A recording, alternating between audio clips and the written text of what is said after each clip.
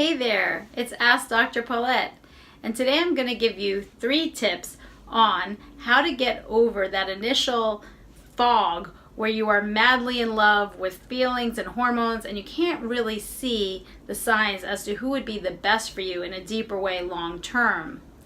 So number 1, you need to realize that research shows that it takes 1 to 3 years for that weird spell of being in love, which is so fabulous, to kind of wear off.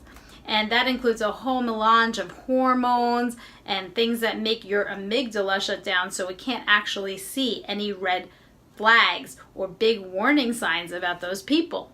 So you may just feel like they're perfect and idealize them, and this is very normal. You're almost in your little love bubble. The problem with that is, do you really want to marry someone and commit to them being a lifetime partner, which affects you on at least 8 levels of your life for the rest of your life when you're in that kind of a fog? Now, as a dating coach, I know most people don't always want to wait 3 years for sure to get married, and they may even have a biological clock issue. So that's not what I'm suggesting. But first, knowledge is empowerment. So know that this is something that if you are feeling in love and feeling so positive and idealistic about something, that you need to realize that it may shift later on. And definitely enjoy it. I'm all for being in love and being romantic. It is amazing. And often those positive signs are really real. But everybody has both good and challenging. So it's important to have a balance and look for that. That would be my first tip.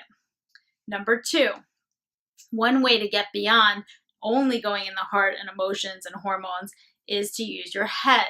So often I tell my clients before they fall in love and meet somebody to get really clear and do some digging within themselves. What are 5 to 7 essential qualities that you really need in a mate for someone who will suit you?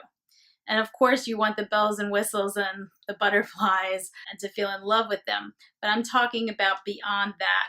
And what I do is I tell them to list these qualities, and it's hard sometimes to narrow them down to 5 to 7, but that's reasonable.